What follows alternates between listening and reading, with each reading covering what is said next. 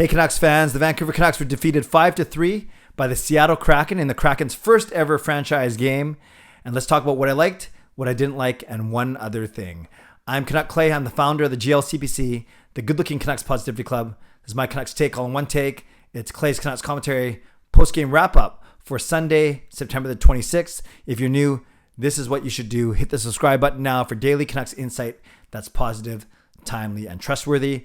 And as always, this vlog is brought to you by Perform and Transform, personal training and weight loss. Sign up now for a free 7-day trial using the link in my video description. Okay, pretty excited crowd, and rightfully so, in Spokane, Washington, a few hours east of Seattle.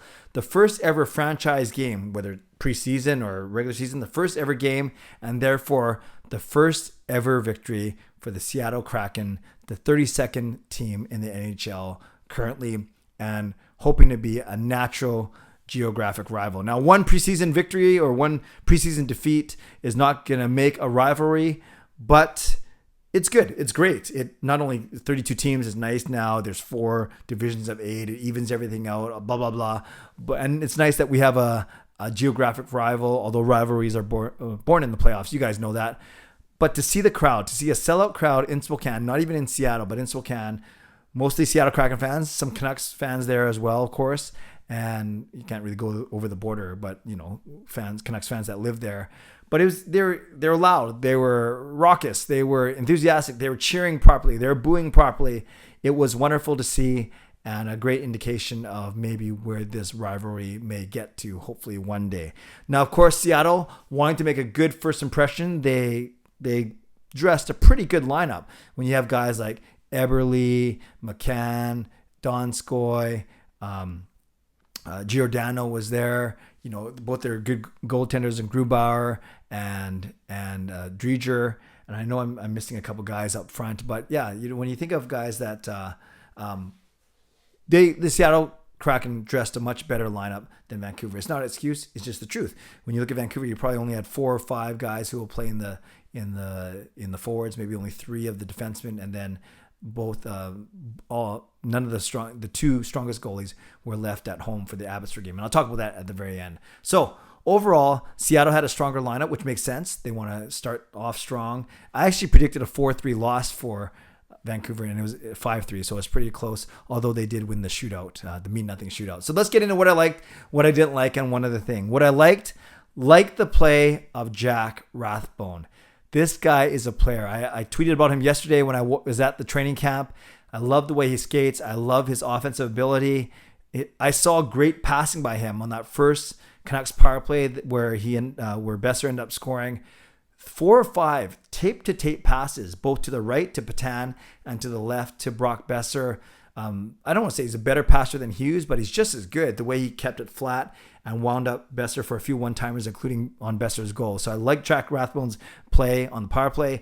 I love the way he came out of the penalty box and scored, just not a shorthanded goal because he was out of the penalty box, but just after he came out of the box with a really heads-up play. And on defense too, he's been, I heard the commentators say it many times, great stick by Rathbone.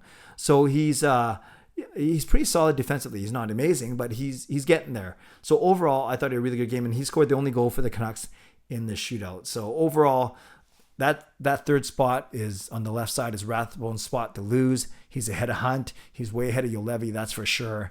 And then if Hughes isn't signed by the start of the season, you know Rathbone's going to make it even as a second pairing guy. So great game for Jack Rathbone. Also thought that Brock Boeser was very noticeable. Of course, not only his goal, but in his skating. And I think this is going to be a big year for him. He had a big year last year leading the team in points, and I think that's only going to continue. So I like Rathbone. I like Boeser. I like the Canucks, their quick start to the game, scoring 2 goals within a minute and a half, and 12 minutes in, they were up 2-0. So Rathbone and Boeser among the things that I liked. What I didn't like the fact that the Canucks gave up 3 goals when Seattle was on the power play. I get you don't have any of your main penalty killers there, but I guess Dickinson. But you're not going to see Matthew Highmore and Sheldon Dries as your penalty killing unit. I think they're on for at least 2, if not all 3, of the power play goals for Seattle. So I didn't like that, but I'm not going to go too hard on them. Again, this was a split squad, and then Also, I didn't like the fact that Seattle scored 3 unanswered goals pretty quickly too. 2:32, 8:36, and 11:01. So within 8.5 minutes, they had taken the lead in the second period, 2 of those 3 on the power play. Now, the thing I also didn't like was the way that Spencer Martin led in that really weird goal. I'm not going to, talk bad about Martin. He's the 5th string goalie right now for a reason, but and he did stop all 5 shots in the shootout, so we got to give him some credit. But I could have saved that goal, honestly. And it turned out to be the game-winning goal. I guess he just wasn't set off the face-off, or he was lapse of concentration. But it was one of those where the 2 center sticks hit and the puck squirts out and it squirts right between his legs. There wasn't a really good replay. I don't think the cameramen were even ready for that. So unfortunately, he didn't like that. And that turned out to be the backbreaker, as that was the game-winning goal for the Seattle Kraken. But it's fine. He ended up doing okay in the shootout, and we're not going to blame this loss completely on Spencer Martin, and we shouldn't, and we shouldn't expect too much given that he is the 5th string goalie. Speaking of goalies, that means that Artur Silovs played the first 2 periods. He played very well, actually, because the Canucks were outshot badly. Martin played the 3rd period and the shootout, and then that means we'll likely see Demko and Halak tomorrow in Abbotsford. So let's talk about one other thing. The first one other thing was, I'm happy for Seattle and for their fan base. I really am. I think they're going to support that team really well. And the other part of one other thing would be, you expect then everyone who didn't play tonight to play tomorrow. So we will see guys like Horvat, Pearson, Garland, Podkolzin, Miller, to name a few. On the blue line, we'll see Pullman and Ekman-Larsson, I'm sure, and along with Tyler Myers. And then you'll see the goaltenders of Demko and Halak tomorrow.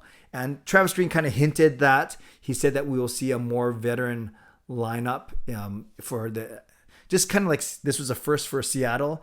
It'll be a first for the Canucks tomorrow. It's the first game in Abbotsford since the Canucks moved their farm team to Abbotsford, if that makes sense. So it's weird. It's not the Abbotsford Canucks. It's the Vancouver Canucks playing a preseason game in Abbotsford. But just like Seattle wanted to make a good impression in front of their home fans today, I expect Vancouver to do so tomorrow against Calgary. And who knows who Calgary's going to send, because if they have the same kind of theory, then you will probably see a split squad, and the weaker squad. You usually save your stronger team for home. So you expect the home teams to win in preseason hockey. Again, although it's preseason hockey and we don't want to read too much into it, but yes, everyone that we didn't see today expect to see tomorrow. So again, that's guys like Demko, Halak, Pullman, Ekman-Larsson, and Myers on the blue line.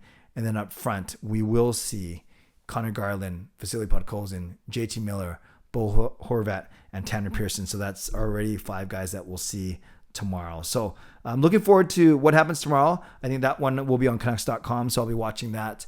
And then I'll do a quick shorts video again, and then a more extended game recap like I did just now. So thank you for watching.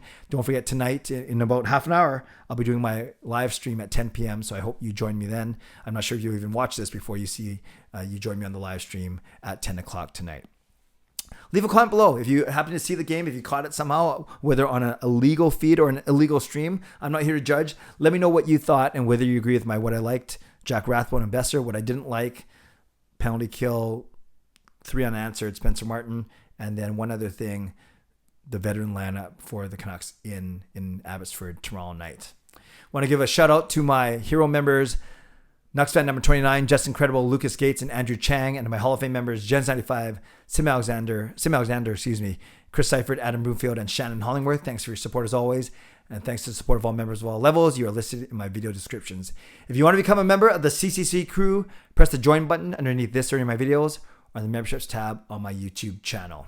Subscribe if you'd like to, like this video if you'd like to, become a member of this channel if you'd like to, and leave a comment if you'd like to. Tell me what you thought about tonight's game. See you at 10 p.m.